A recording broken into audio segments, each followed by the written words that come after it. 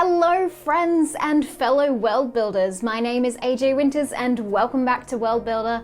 Today we're switching on our made-up science brains and diving into the seasons, moon cycles and subsequent holidays and festivals. We're covering all the fundamentals from how many days in the week there are to how many days in the year, plus how many times each of the 3 moons orbits the planet.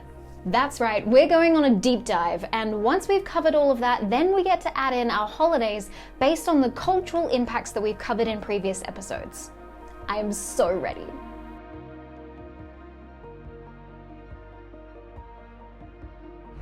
Now, this episode started a little differently to previous ones as I had to do a little bit of research into why we had 7 days in a week, for example. And from what I can discover, it started with ancient Babylonians. They used to observe the celestial bodies in the sky, noticing that there were 7 of them: the Sun, the Moon, Mercury, Venus, Jupiter, Mars, and Saturn. And it's theorized that they mapped out the 28-day moon cycle and from there divided it into 4 lots of 7-day weeks, because 28 days is a little hard to track.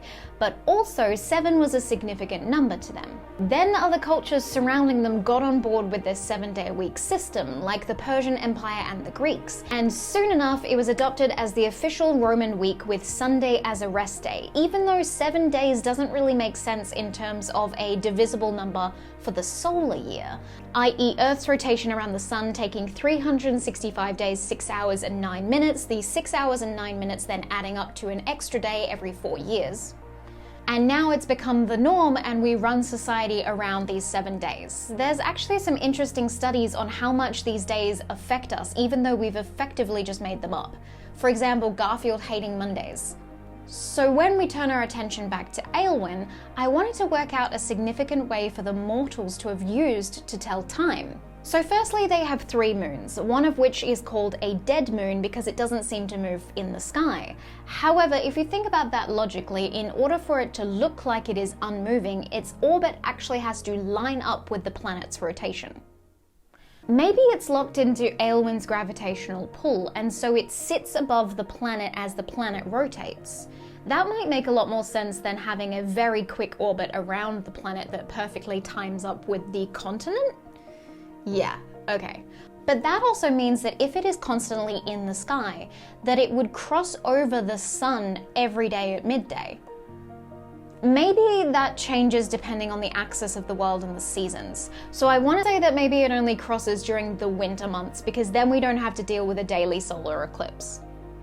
Now, last week we dropped that there are 30 hours in a day in Aelwyn. Now, this is because I wanted to dabble around with a longer night and a longer day, but I also wanted it to be different than our world. But I'm going to stick with the 60 hours in a minute thing. Let's not mess with our understanding of time, more so how much we have of it. And I will say that being a number that's divisible by 3 is so much easier when it comes to time.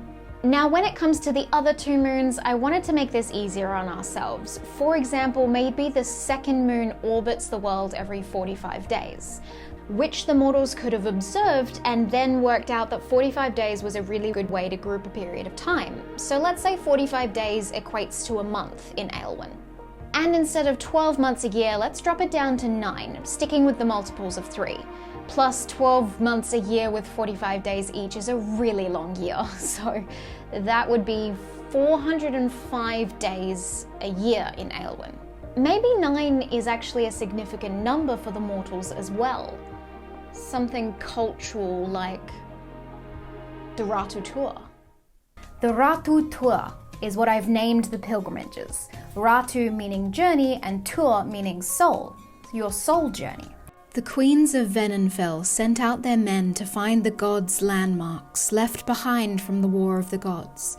But when they returned, they'd only praise the glowing mountains and how powerful it made them feel. From then on, a yearly journey to those mountains was insisted upon for anyone who had recently celebrated their 20th year. The Ratu Tour would test them and make them strong in both body and soul, which we now know is how the city of Austin was founded. Yeah, this religious pilgrimage significantly changed Aelwyn. So maybe the Ratu Tour took 9 days.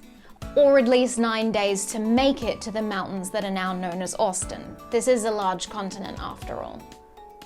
So that's 9 days a week, 5 weeks in a month, and 9 months in a year, which is 405 days. So let's make it that the third moon circles the planet every 405 days. Let's make it easier on ourselves. So that would actually mean that at the end of the Aelwyn calendar, or the beginning, the biggest moon, the third moon, would actually cross in front of the sun for a good week. That's actually pretty cool. A week of night. Ooh, that would be a beautiful end to the year. And a busy time for lantern salesmen. I'm picturing the last week of winter, darkness covering the land. You gather with your families and rest and recover after the year's work. Maybe it's a time for gift giving and reminiscing over the year before.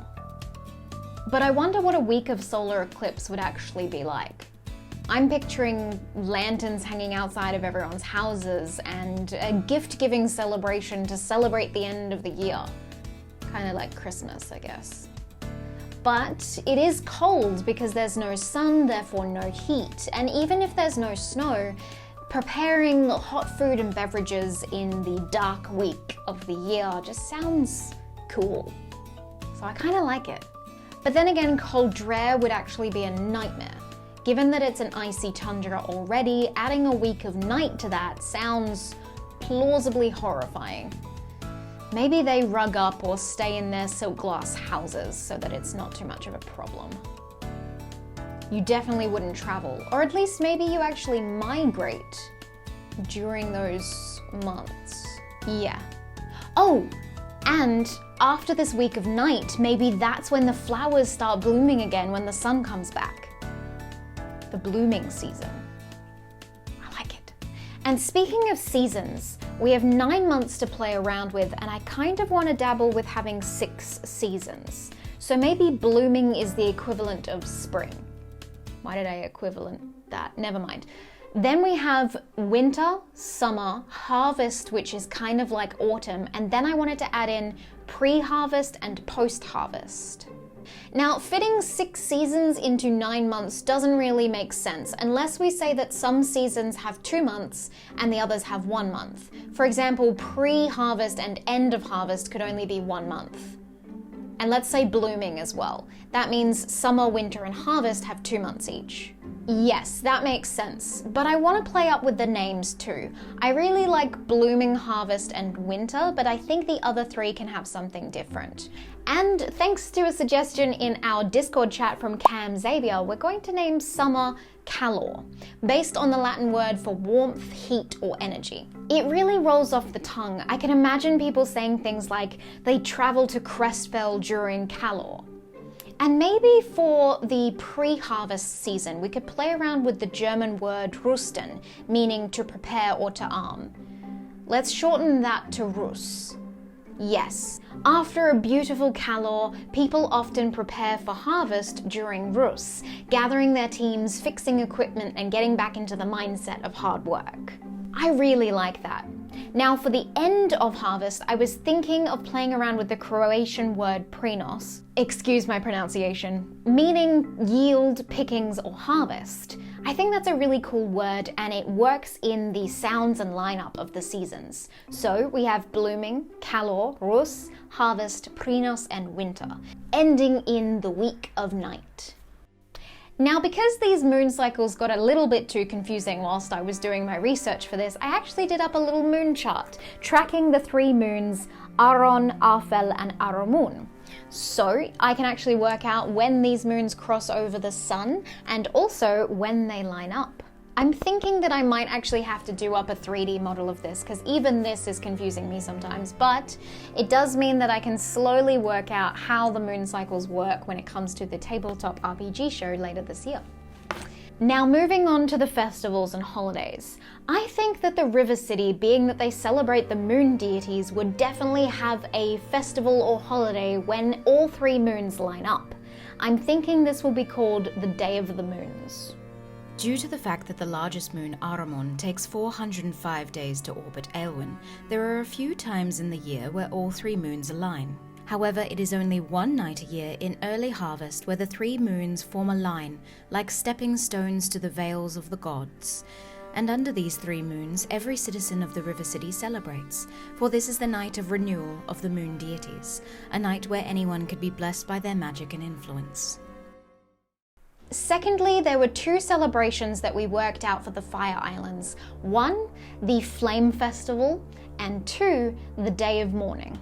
At the end of Prinos, as the weather begins to cool and the azure bloom crops have been plucked, the remnants and rejected crops are burned at a controlled state as to not set the Fire Islands ablaze once more. There are fire dances, fresh fish charcoaled in bonfires, and elaborate clay masks historically made to protect the eyes and throat from smoke, now adorned in intricate designs and endless colour. The Day of Mourning, however, comes at the end of Calor, when the tide is highest on the shores. The citizens gather on boats and vessels and wade out to mourn with Matam, their mother god Yven. It is a silent day of fasting, where reflection and grief can be felt, tears joining the ocean, which is flooded by Matam's weeping for her lost love. Scrappy the Goblin also suggested an Ancestor Day, and I think this is brilliant, not only because we've been dabbling around with the family lineage lately, but also because I wanted to play around with the idea of the Avanthamae and their trees. Something we talked about recently on our world building livestream over on twitch.tv/Winter's Tales was that Avanthamae were able to pass away by returning to a tree, and that maybe their memories could be tapped into.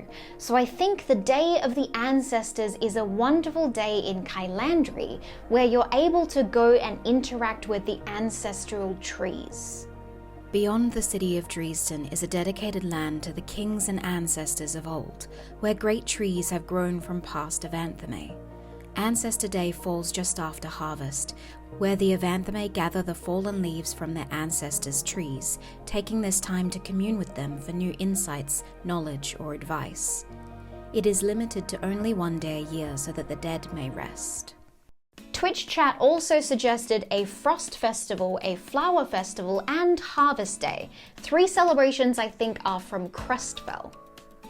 For a society that runs off the backs of the citizens rather than the wealthy, it's surprising how many festivals Crestfell spends its coin on. The Frost Festival at the height of winter, under the adjoining moons, where the games are thrown in the harshest of conditions, cheered on by the endless people with mulled wines and glazed meats in hand. The Flower Festival in mid-blooming, where the rarest of blooms are celebrated, and flower arrangements win awards, including the Queen's Favour and Flower Coordinator position for the year. And finally, Harvest Day, adopted from the worldwide tradition of great feasts and long night drinking. Crestfell strives to outdo them all.